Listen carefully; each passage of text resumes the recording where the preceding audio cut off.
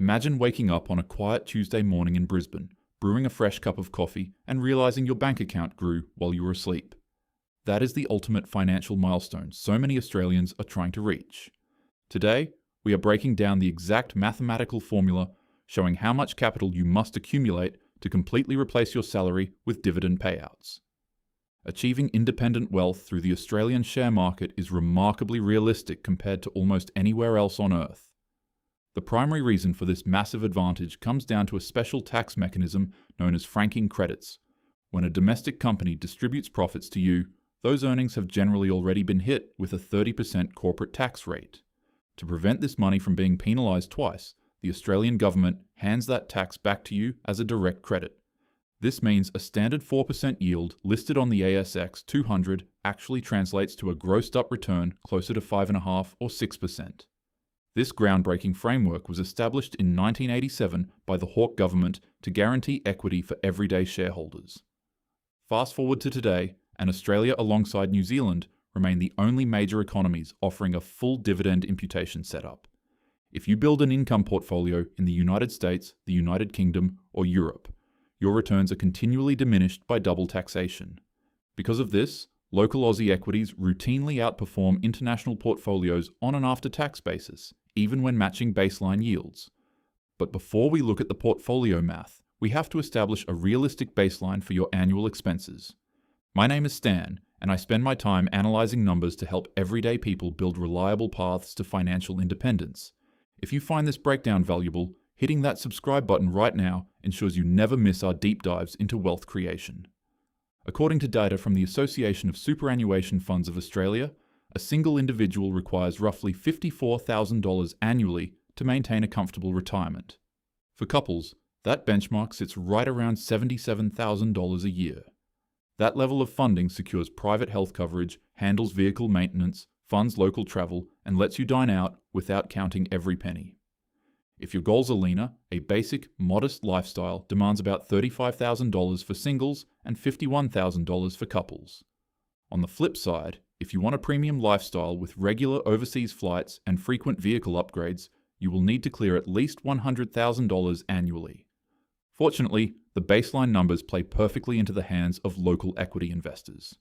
The average dividend yield across the ASX 200 hovers right around 4%. When you factor in those crucial franking credits, that real-world return bumps up to approximately 5.5%. If you deliberately tilt your portfolio toward maximum yield industries, you can secure 5.5% to 6% upfront, which grosses up near 7%. So depending on your asset allocation, your true blended return lands safely between 5 and 7% in the current market. For our calculations, we will use a conservative, highly realistic target of 5.5% for a diversified domestic portfolio. Let us look at the raw capital requirements. To generate a steady $50,000 in annual income, dividing that by 5.5% reveals you need roughly $910,000 invested. Stepping up to a $75,000 annual income requires a portfolio worth approximately $1.36 million. Securing a six-figure income of $100,000 requires accumulating roughly $1.82 million.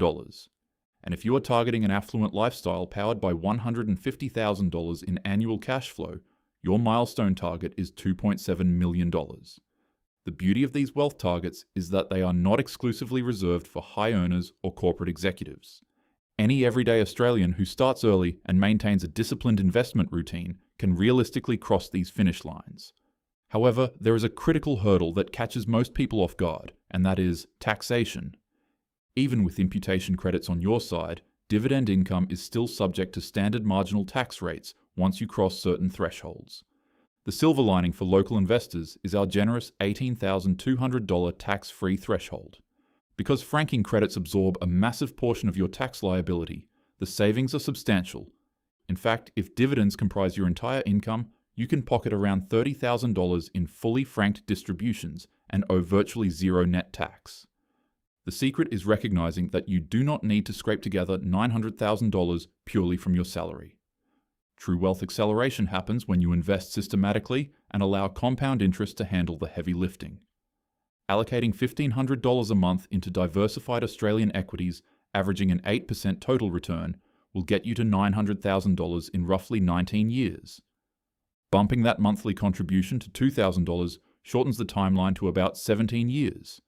Executing this strategy in your late 20s means achieving total financial autonomy before hitting age 50. Another massive optimization lever is selecting the correct legal structure for your assets. Funneling dividend-producing assets into a superannuation environment caps the tax rate on earnings at just 15% during your working years.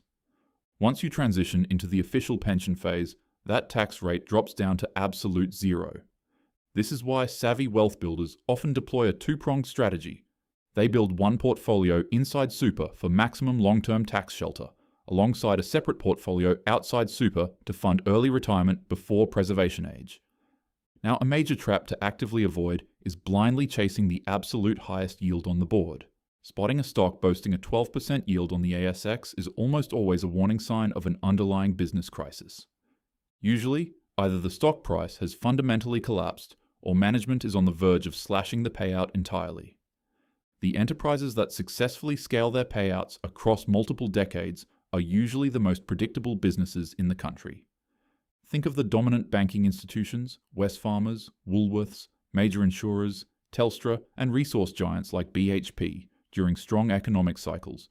They may seem boring, but their consistency is exactly what keeps your paycheck arriving forever. If navigating individual stocks feels overwhelming, index funds offer an exceptional alternative. Using broad exchange-traded funds allows you to diversify across hundreds of companies instantly. For instance, the Vanguard ASX 300 ETF, known as VES, exposes you to the top 300 companies with a yield hovering around 3.5% to 4% before franking. Alternatively, funds like VHY deliberately filter for higher-yielding entities to net 5% to 6% before credits. Options like iShares IOZ or BetaShares I NCM, which actually pays out monthly cash flow, provide institutional-grade diversification via a single market order. For the vast majority of people, a basic portfolio matching just two distinct ETFs will outpace 90% of active stock pickers over a 20-year horizon. Understanding the logistics of how this cash arrives can also completely change how you budget. Most domestic index funds distribute capital quarterly, specifically targeting January, April, July, and October. In contrast, individual corporate equities typically distribute cash twice a year, landing around February or March, and again around August or September. To smooth out these lumpy cash flows, income investors frequently blend direct equities with broad ETFs. Structuring your portfolio this way creates a continuous stream of monthly deposit slips, making the shift away from a traditional corporate salary incredibly smooth. We must also address the silent portfolio killer, which is inflation. If your current lifestyle requires $50,000 to run, a 3% inflation rate means you will need $67,000 in a decade. In 20 years, that required baseline moves up to $90,000 just to preserve your purchasing power. Dividend investing successfully counters this erosion because premier Australian companies historically increase their payouts over time to match rising costs. The major domestic banks, for example, have increased their regular distributions by an average of 4% to 5% annually over multiple decades. The final piece of the wealth puzzle is maximizing the dividend reinvestment plan, commonly known as a DRP. During your accumulation phase, you could opt out of cash payments and automatically redirect every single dollar back into buying fractional shares. This creates a powerful compounding loop where your assets produce cash, that cash buys more assets, and those new assets expand your future payouts. To sum everything up, achieving a permanent dividend lifestyle in Australia requires targeting an investment base between $900,000 and $1.8 million.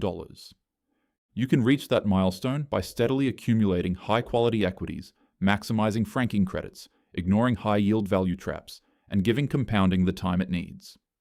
If this video helped you, do me a favor and hit the like button. I will see you in the next video.